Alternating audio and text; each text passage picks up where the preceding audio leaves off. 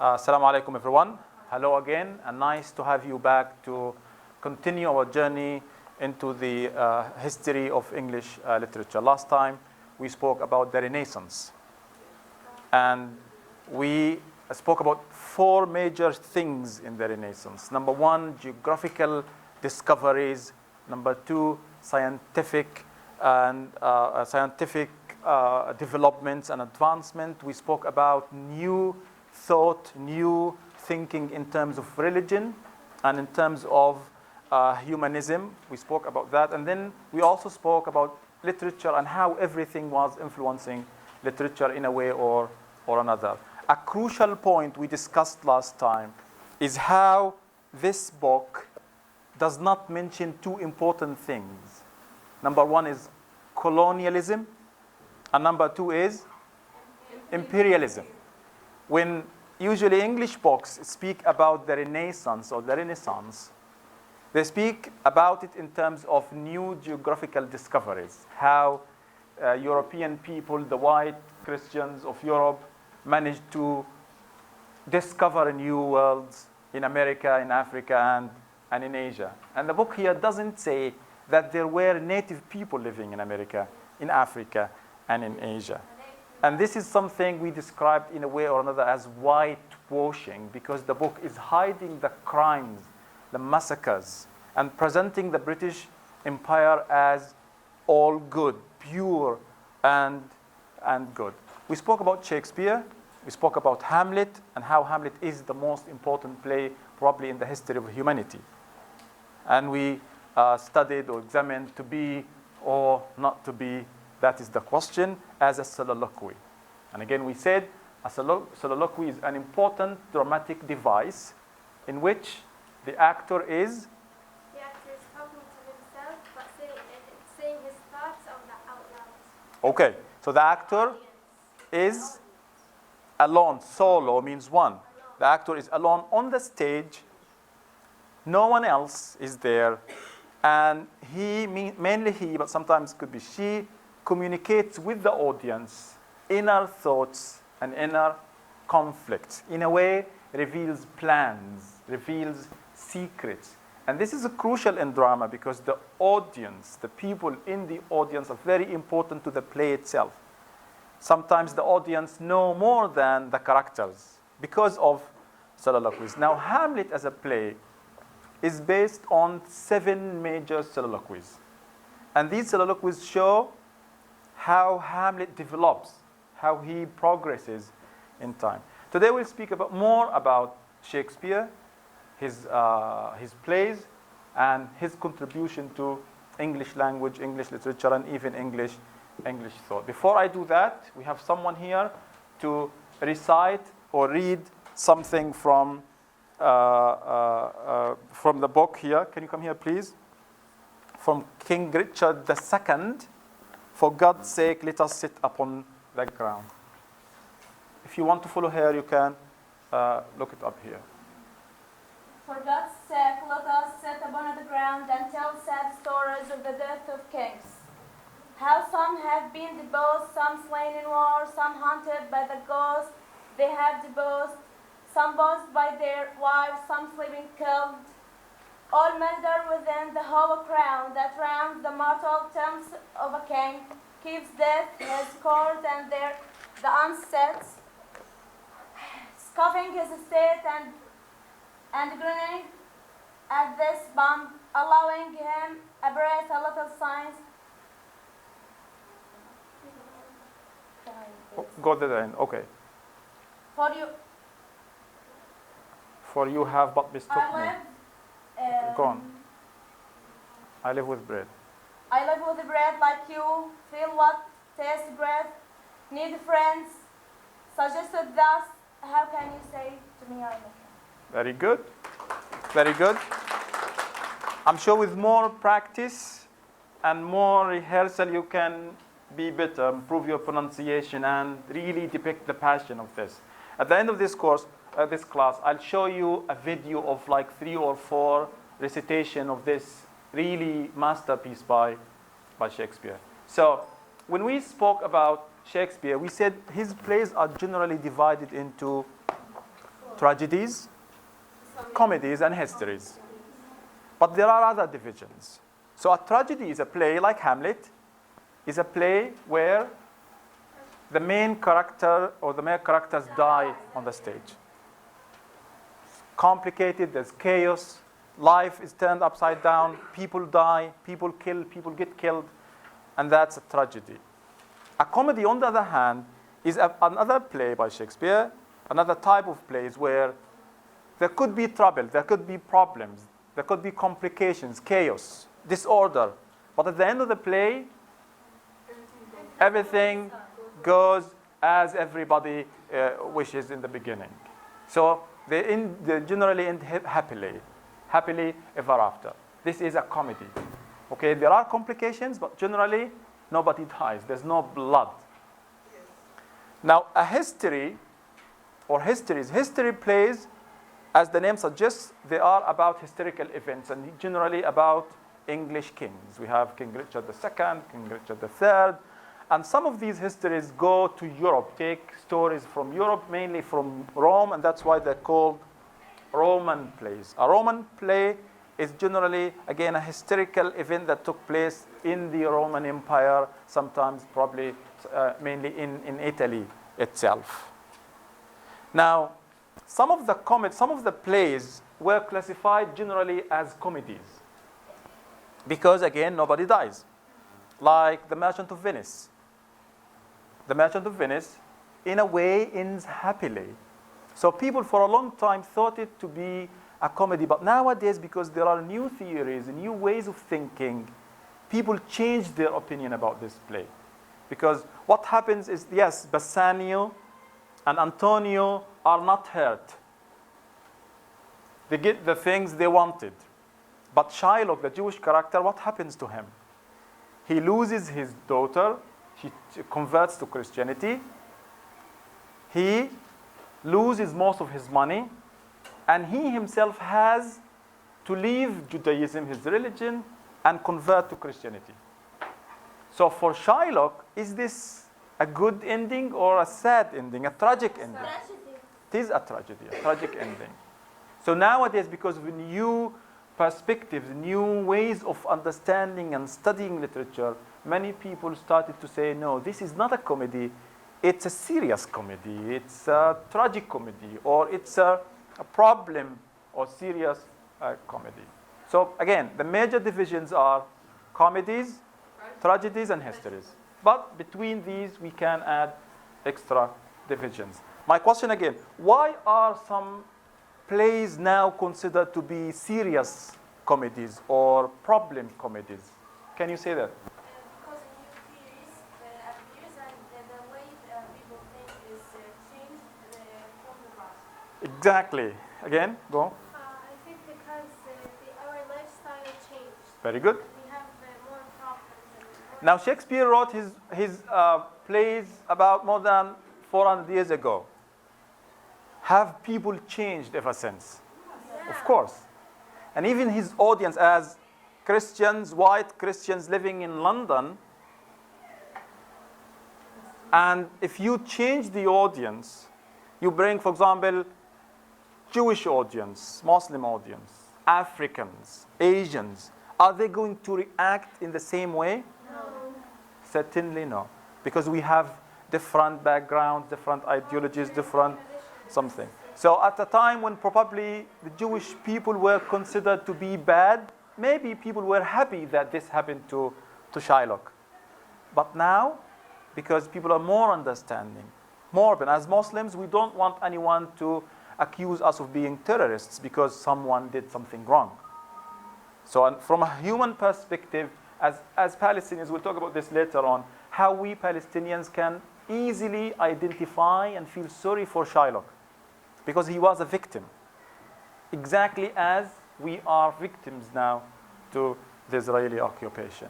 So history plays, again, in general, are divided into two parts.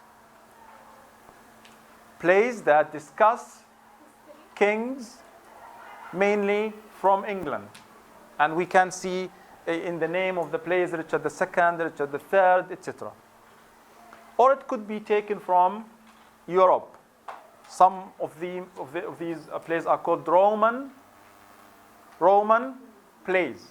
But basically, a history play is a play where there are historical events. Historical events being dramatized on a stage. Now, what does Shakespeare do to the kings? Remember the chain of beings?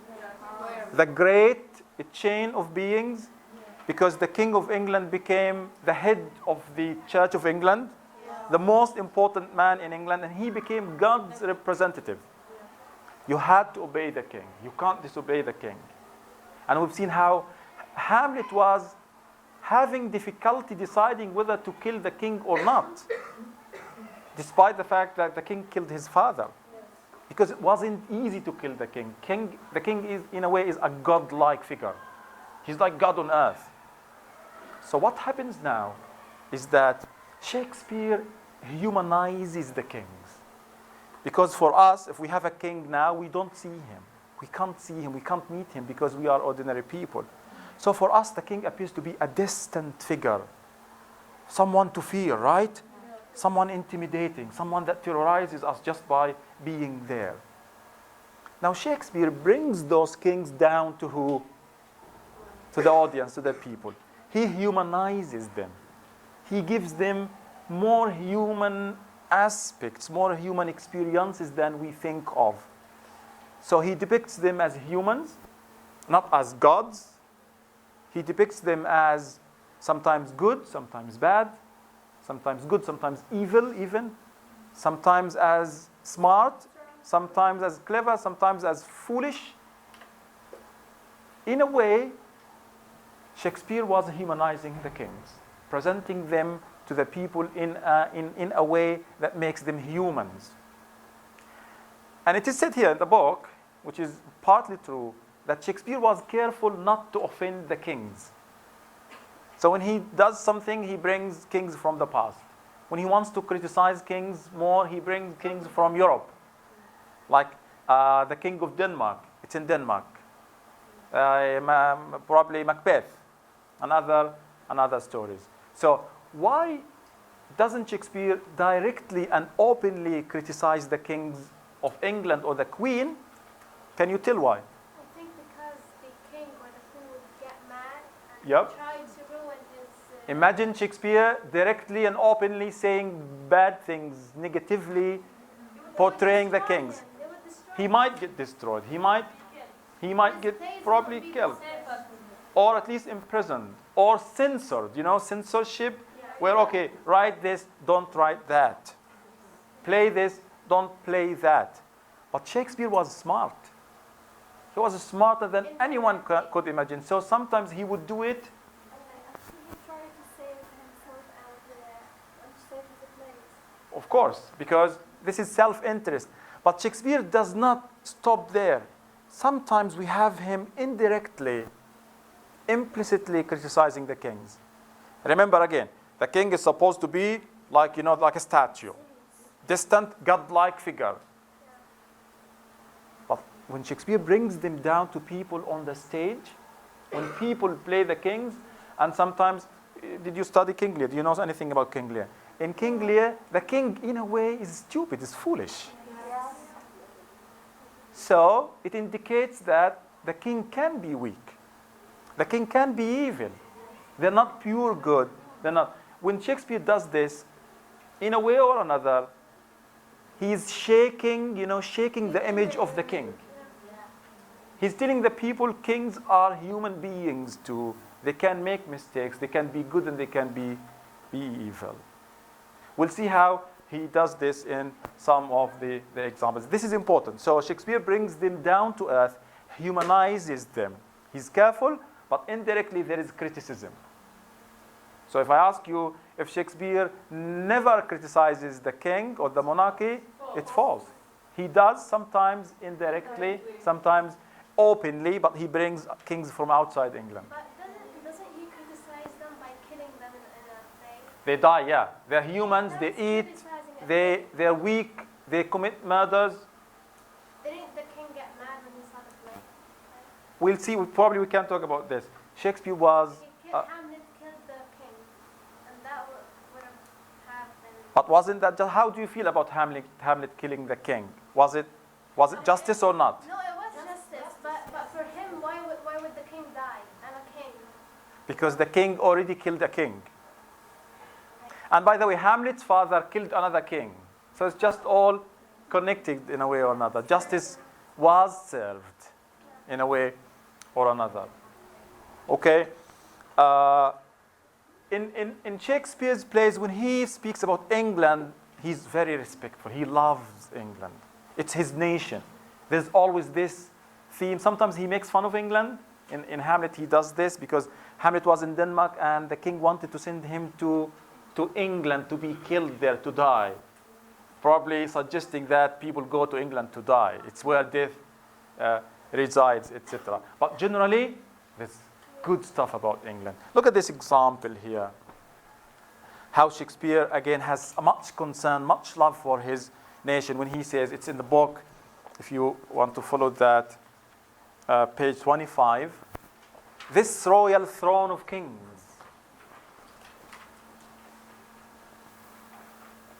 This talking about England. This royal throne of kings. This sceptered island. This island. Okay?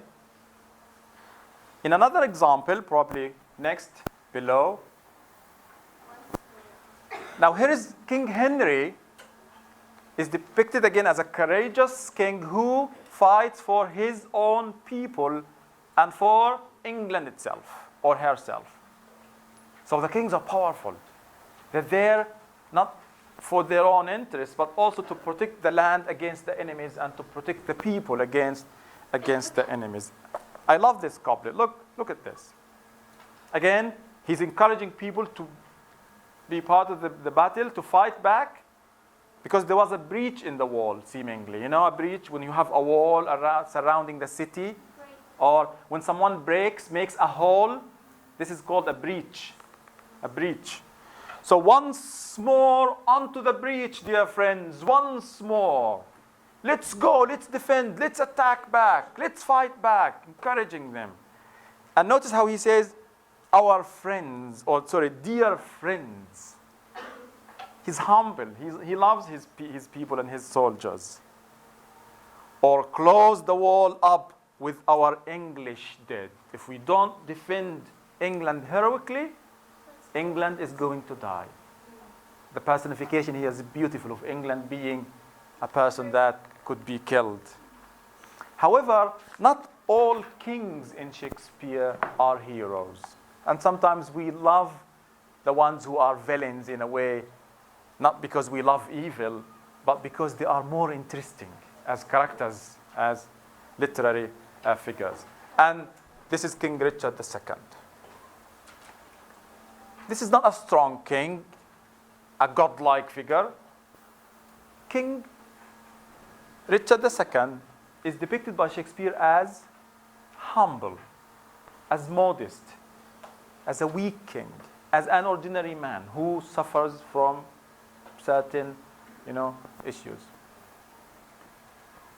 Can someone read this? Or do you want me to read first? Okay, I'll read first. Listen carefully. This is the king, King Richard II speaking. Remember this poetry? We did it last time. We called this is blank verse. Shakespeare uses blank. What is blank verse? Poetry with no rhyme. Poetry, everything, music and everything, but no rhyme. You know why? Because he writes thousands of lines for the play. For God's sake, let us sit upon the ground and tell sad stories of the death of kings, for you have but mistook me all this while. I live with bread like you, feel want, taste grief, need friends, subjected thus. How can you say to me I am a king? Go on. For God's sake, let us sit upon the ground and tell sad stories of the death of kings, for you have but mistook me all this while. I live with bread like you feel want, taste grief, need friends, subjected thus. Beautiful reading. More, please. For you snakes lay us lessons upon the ground, and tell sad stories of the deeds of kings. For you have but mistook with me all this while. I live with words like no feel want, test break, needs, friends, subjects, dust. How can you say to me I'm a king? Very good. Someone louder, please. For God's sake, let us sit upon the ground and tell sad stories of the death of kings. For you have but mistook me all this while.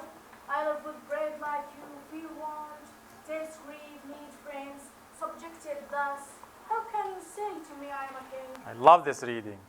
Like, because is this poetry like a reflection of a strong, powerful, arrogant king, or weak, at least modest? So how can you say to me I am a king? For God's sake, meaning please, this is a man begging. For God's sake, Mishan Allah, let us sit upon the ground and tell sad stories of the death of kings. For you have but mistook me all this while. I live with bread like you. Feel want, taste grief, need friends, subjected thus. How can you say to me, I am a king? What do you think of this king? Do you like this king? Do you want this king to be your king? Do you think, or friend at least, or do you want to be associated with this king? What do you, in this text, look at the text. Yeah. He's so humble, very good. How can you tell he's so humble? What is in the language? Remember, we're studying literature. The most important thing in literature is to support our opinion by textual evidence. So you say he's humble. Where is this in the text? Exactly, number one. This is a king who is inviting the people to sit upon the ground. How humble of him. I live with bread like you. Oh, cool. So he's using the basic common shared things between him as a king and the people. I live with bread I feel like you. At the time, they thought kings were sent from God. He's saying that I'm a person like you are. I eat bread. He's a human being like us. I need friends. More. What else is there in the text that shows that this is a really cool king?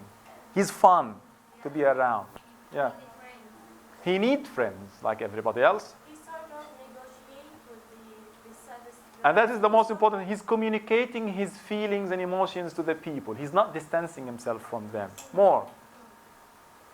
Yeah. How can you say to me I'm a king? This expresses the difference between the God and king, and the similar between God and the human. Okay, there is here an emphasis on the similarity between the king and other people. They're the same. That is a very interesting reading. But again, remember, in literature, I like to use this iceberg metaphor to explain this. An iceberg is a mountain of ice in the ocean where we can only see the tip. It's the tip of the iceberg. In an iceberg, generally, people, texts, especially literature, all these things can be described as icebergs. You can't fully understand people from just seeing them or even talking to them. Sometimes you know somebody for a long time and then say, I don't understand this person. Because deep, we have more to hide than what we have here. Now this text, any literary text, should be looked at as an iceberg. What we see is here, it's fun. But what is beneath, what is hidden beneath the implied, the deeper part of this is usually more important and can tell us more. So upon the first reading, we say that this is a humble, modest king because he's begging the people, for God's sake. And he's using us, connecting them to himself. And the ground and the bread. But my question here, is the king truthful? Is he genuine? Is he really modest? Can the text reveal more about the king that we can't see from a first reading? Can we read between the lines and probably get a different message? a different interpretation, a different meaning of the text, something opposite to what we say here. He said, tell sad stories of the death. Okay, what does it mean?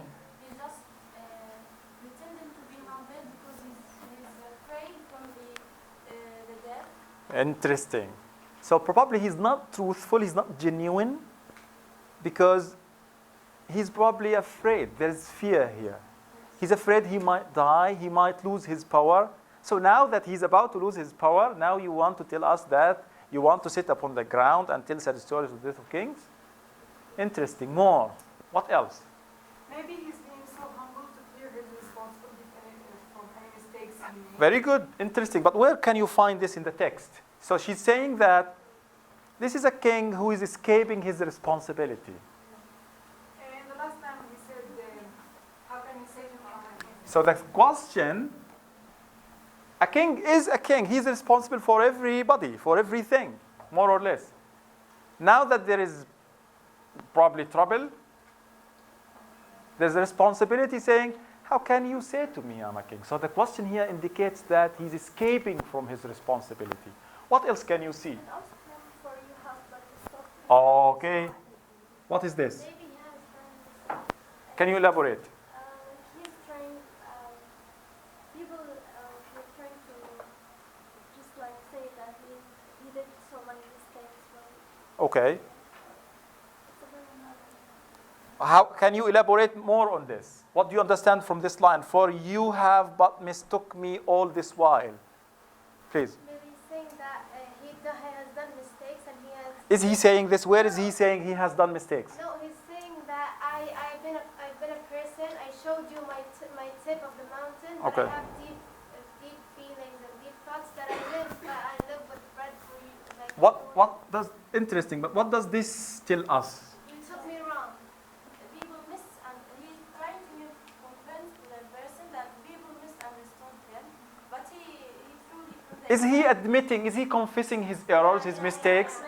Is he telling them I made horrible decisions? He doesn't. It's your problem. You misunderstood me. Like people play him. Like people, it's even not that. He's not talking about his own errors, shortcomings. In a way, he's pointing the finger of accusation. He's blaming the people. If you think I'm bad, it's because you misunderstand me. You mistake me. You wrong me. This is what he's saying in a sense. He's not confessing or saying, oh, sorry, forgive me, I made mistakes. This is what he should say. A man in charge, in responsibility, with responsibility, if he wants to really be good, first, I'm sorry, I made mistakes. Second, you give people their rights. But here, the king is blaming the people for misunderstanding him. For you have, and this is what we call, he's pointing the finger of accusation at the people. It's your problem. If you notice one thing about the pronouns, what do the pronouns tell you? Listen, when you study a text, literature, number one, look at the pronouns. Are they singular? Are they plural? What does that mean? What does that indicate? Do we have sometimes plural that turns into singular or singular that goes into plural? Look at the tense. Is it past? Is it present? Is it a mixture? Why? Look at the choice of words. If you understand, if you analyze the language in this way, it gives you more from here, from the deeper part of the text. If you look at the pronouns, number one, he says, let us sit upon the ground. That's good, because together we sit upon the ground. But when he talks about the responsibility, there is you and me, and there is also I and you. They're separating. He's isolating. In literature, we say he's distancing himself. You know distance? It can also be used as a verb. What is he doing? He's distancing himself from the people. Because they are wrong. They mistake. They misunderstand. They make mistakes. They misunderstand. But does he say, I misunderstand? I made mistakes, errors? He doesn't. So what happens here is that any literary text could have 2 or 3 or even more interpretations. Could have more meanings. But when you read the text, sometimes you see things I don't, or I see things that you don't. In your interpretation, when you try to analyze the text, try to use the text itself to help you justify. So if you say, if in the exam, if I tell you, what do you think of this king? An open opinion question. Some of you could say, I think he's a humble king. Okay, how? You tell me, he's begging the people around him to sit upon the ground, and he's telling them that he's like them. He eats bread, and he needs friends. Well, he eats friends and needs bread. Okay? But some of you might say, I don't like this king. He's not genuine, he's not truthful. Because the language indicates that he's not confessing. He's just pretending. He's accusing the people of making mistakes and misunderstanding.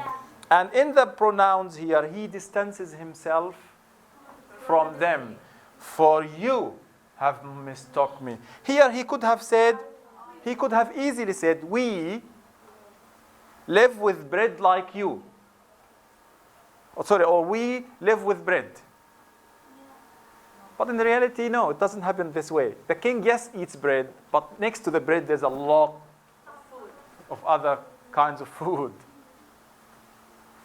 So the distance here is crucial. I live with bread like you. But because we eat different food, there is this distance. So which opinion is more acceptable here? Both. As long as you support your opinion from the text with textual evidence. I think for you have mistook me. I think he means that I'm a king. I do mistakes. That's what I'm supposed to do. No wait, I'm a king. I have to be sent from God.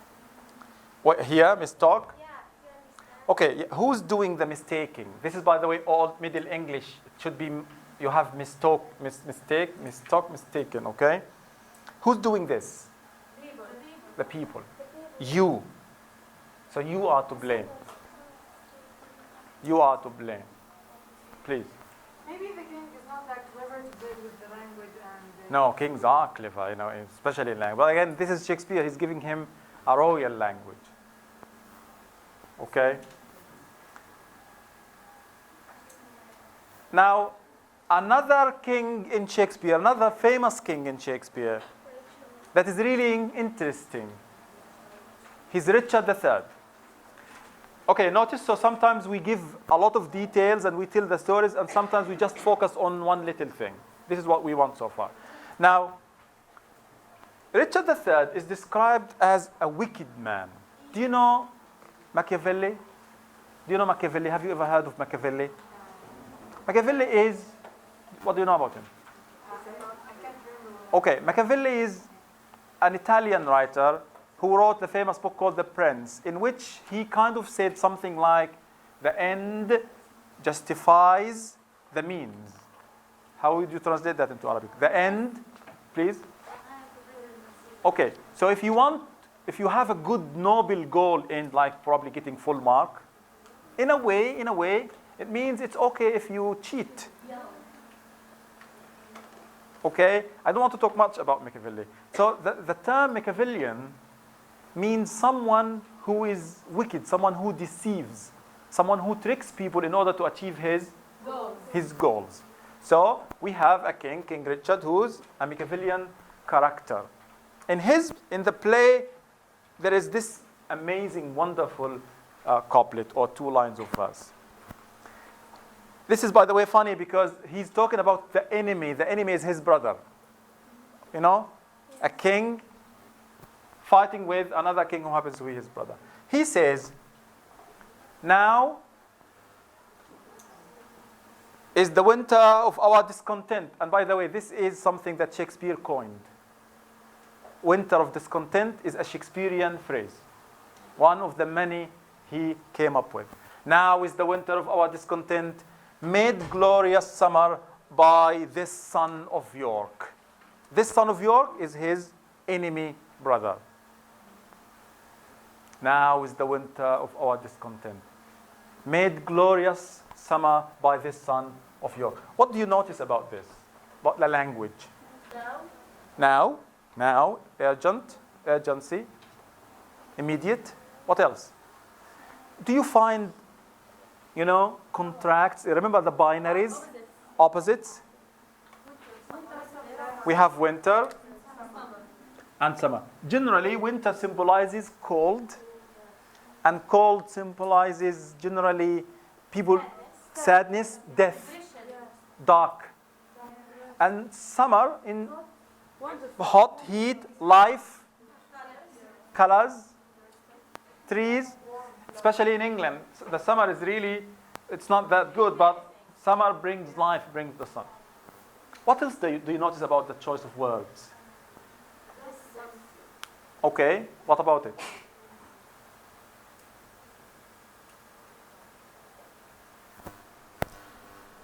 Okay, I want one of you to come here and write words I'm going to dictate. Yeah, someone. Can you come here, someone? Please. What's your name? Okay. Ihsan, I want to dictate. Take this one. Here, write the following words. By, peace. Are you sure? Shh. Wait a minute.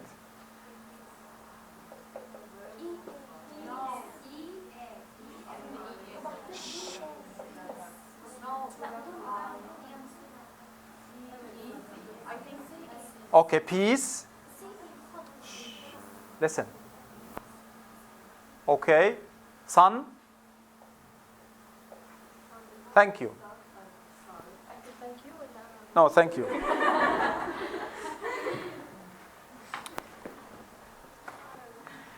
Do you think these are the right spellings?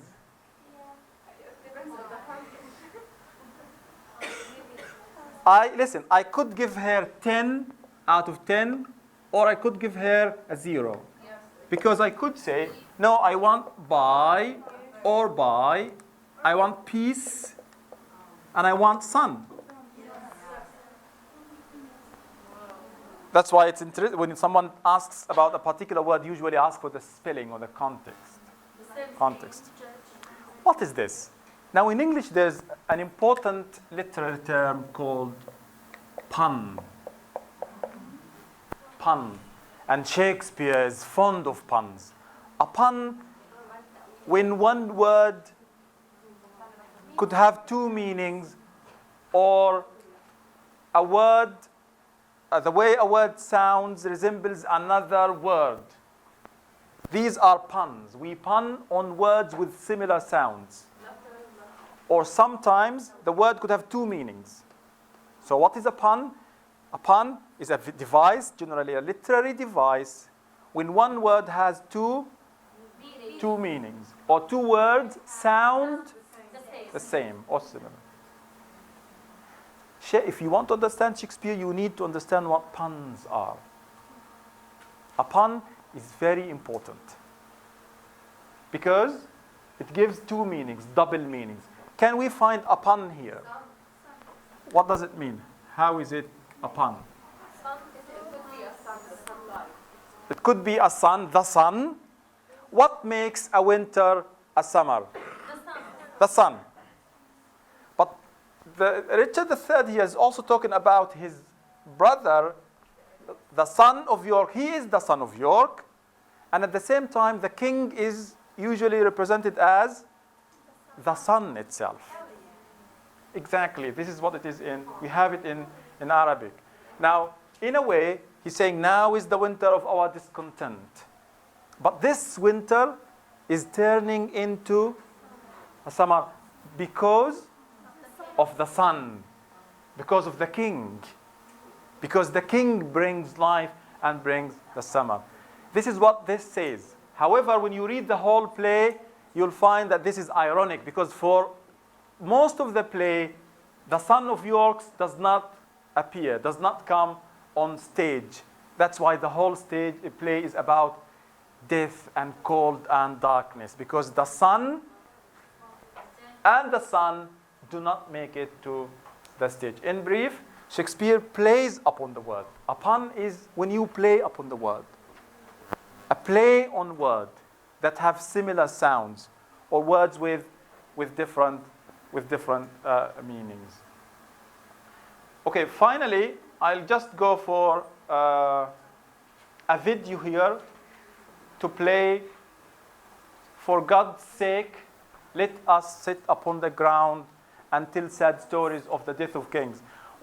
One student in the other group said the king is not genuine because he only wants to speak about the sad stories of the death of kings, ignoring the sad stories. He wants to talk. He doesn't want the people to talk. He just speaks. He doesn't listen to them. He doesn't say, okay, tell me your sad stories. Okay? These are different recordings.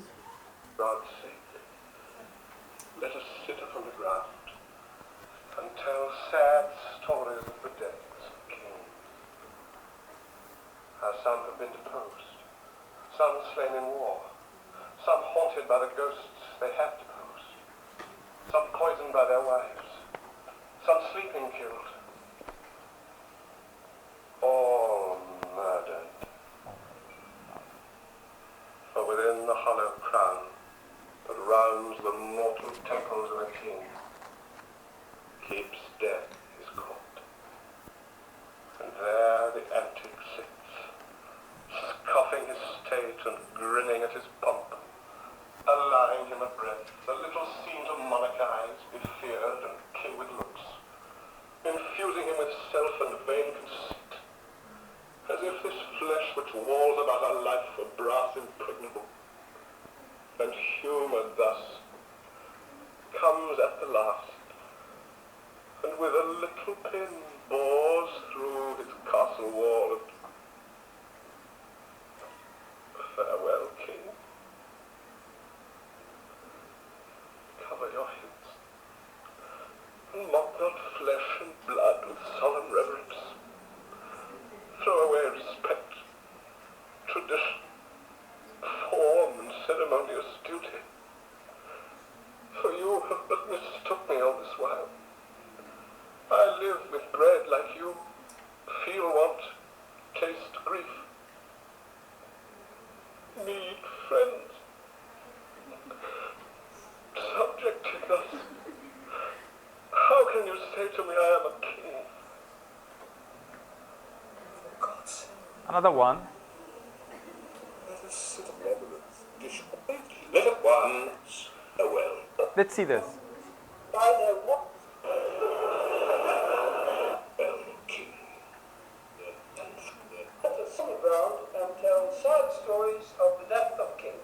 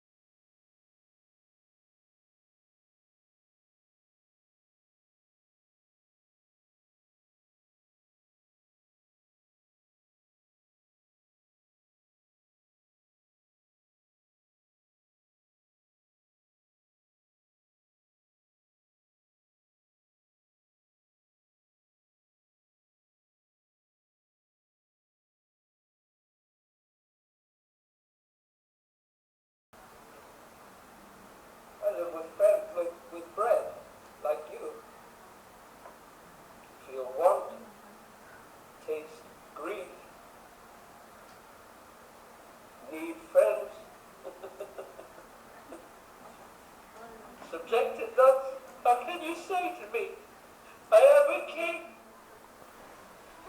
We'll stop here and we'll continue with Shakespeare. Next time we'll do more tragedies, probably Macbeth and King Lear.